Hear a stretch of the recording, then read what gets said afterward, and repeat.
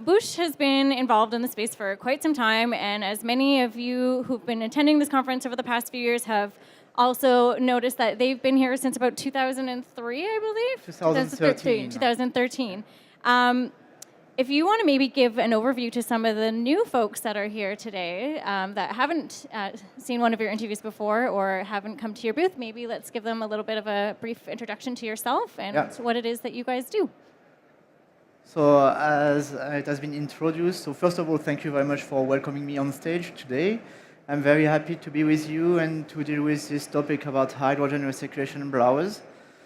Actually, so I work for a company named Busch Clean Air. It is actually a sister company from the company Busch.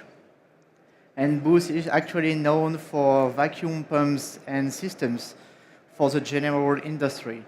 And Busch Clean Air is actually dealing with about automotive industry. And that was the reason why the company has been built up in 2010, just to deliver products for the automotive world. So because I know that there are some new people in the room right now who, because hydrogen fuel cells have been doing so well in the industry and there's a new demand for them, can you maybe give an overview of like what a compressor is and how that typically works in terms of components of your current products? Yeah, so as you might know, so in the framework of fuel cell systems, so you have the cathode side that actually deliver to the stack the air, and you have on the anode side that actually delivers the hydrogen to the system from the tank. From the air side, actually, so you just get the air from the atmosphere and you just produce actually a volume flow at back pressure delivered by the system. But on the anode side, actually, you need to deliver hydrogen in a higher quantity than normally it should be to avoid any diffusion of oxygen then in the loop of hydrogen. So the excess of hydrogen must be then recirculated, and that's the reason why we have actually adapted our air compressor to the anode side to produce actually a prototype of hydrogen recirculation blower. And I'm assuming this is the new prototype here. And this is actually that. Do you want to talk about the components of this and talk about how this is different in terms of your existing ones? I know you just touched on it a little bit, but maybe give a little demonstration? Okay. So actually the technology base is a positive displacement technology. So it is like a roots, but with a specific shape of the roots claws actually, and we call it a claw because of this claw shape. And the main difference with the roots is actually it enables an internal compression ratio that you don't have with the roots. As an effect, actually you have a higher efficiency for the same volume flow between a claw than for the roots. So that's the main difference.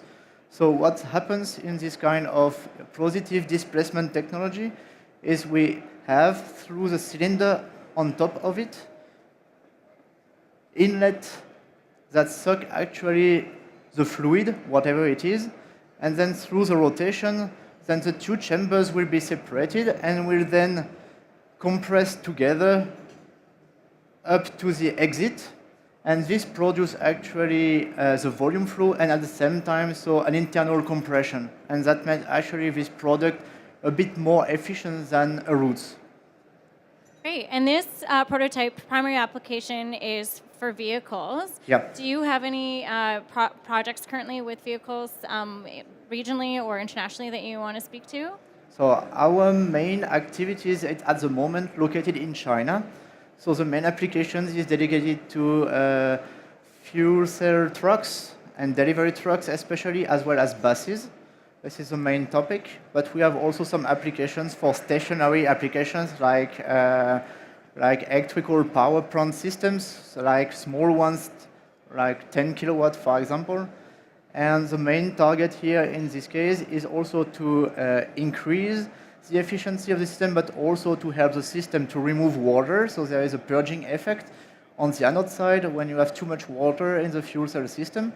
And in this case, also the recirculation blower is being used also to, let's say, drive more fluid when it's necessary. Great, and I know that we kind of talked a bit about how you predominantly have been involved with air compressors, and now you're moving to this prototype aimed for hydrogen. So with that, obviously comes a change in some of the regulations and the processes. Is there any, do you want to talk about that a little bit, your regulation? So to be able to adapt the product from the air side to the hydrogen one, we actually worked first about hydrogen tightness, which is actually very important in a fuel cell system to avoid any hydrogen leakage in the system and also to produce any hazardous environment.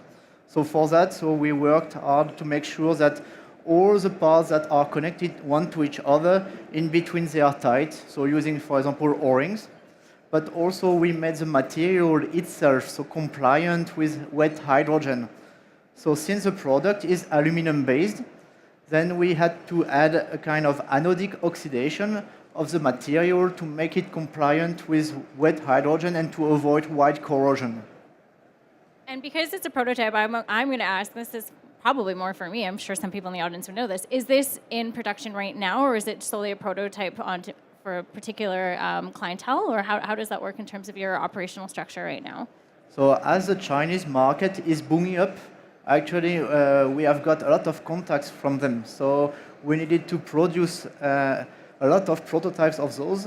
And thanks to the fact that initially it was an air compressor already produced and more than 40,000 parts over 5 years, then we have used the same assembly line to produce the prototypes in a large amount. So at the moment, we have delivered, so since end of 2016, more than 4,000 prototypes worldwide for this market, and especially for the Chinese market. Yeah, you touched on China in terms of the bus applications and vehicle applications, and we've mentioned that that's the primary market right now. Is there any new particular markets that you're looking at? So it's still about transportation. The main idea with the transportation is not to focus only on automotive, but any kind of transportation. So we would like also to focus on marine or for transportations. And for all of that, actually, we need to finish the, let's say, the validation of that product. And to finish it, also it goes through the certification. And this is also what I would like to give some words about. Since 2016, we have worked closely with the TÜV SGS in Germany, so which is actually a notified body, well known. And we have defined actually a kind of test sequence to be able to establish that this product is hydrogen compliant. And in the European norm, if you look at the regulation standards, so for example, the 406-2010 or the EC 79-2009, then you will see that there is nothing related to a hydrogen blower, because a hydrogen blower does not store or does not block any hydrogen.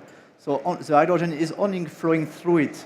So for that reason, it was a kind of paving a new regulation for a hydrogen blower, and we have so prepared a kind of test sequence based on existing actually test sequences from other components from the hydrogen loop. And we have defined one with some salt spray test, and then we have some dynamic cycles. So we are using actually the same number of cycles than for any kind of valves, for example, for the hydrogen loop. So the 50,000 cycles that represents the 20 years of material, let's say, compatibility. And moving from, let's say, idle mode to full load, so 50,000 times. So it is actually ongoing, and our target is to be able to deliver a kind of type approval product for end of June this year. That's our target. Wow, that's a big target, and that's close. That's exciting. Are there any new projects that you're working on right now that people here can expect to see from you guys? Yeah, so actually as we are working about the certification of that one, we also have a lot of requests for a larger blower. Because this kind of blower can target fuel cell systems up to really maximum 60 kilowatts, but nominally between 30 and 45 kilowatts. And the next trend, especially in China, but also worldwide, is to target fuel cells from 60 to 90, even 100 kilowatts. So for that, we need a larger blower, so it means a blower with a larger volume flow capacity. Are there any opportunities for those in the audience to get involved with you guys at all on these new projects? Yes, of course. So we are in touch with our customers for any further information. So we are located just right in front of the public forum. And actually, so I have already gathered a lot of technical specification worldwide to be able to establish what should be the next generation of a hydrogen blower. But if you have any further requests, then feel free to get back to me, and then we will see how it can fit to the existing technical specification we target to, or what we need to add to what we would like to develop. Great. Because we're coming close to time here, I'm going to open it up to the floor and ask if anyone in the audience has any questions at all for Dr. Yohann. Are there any questions? Okay. If you think of something, please head over to Busch Clean Air booth. It's located at D59. It's right behind you. Thank you so much for being here today and for taking the time to speak with us. Thank you very much. Thank you very much, everyone.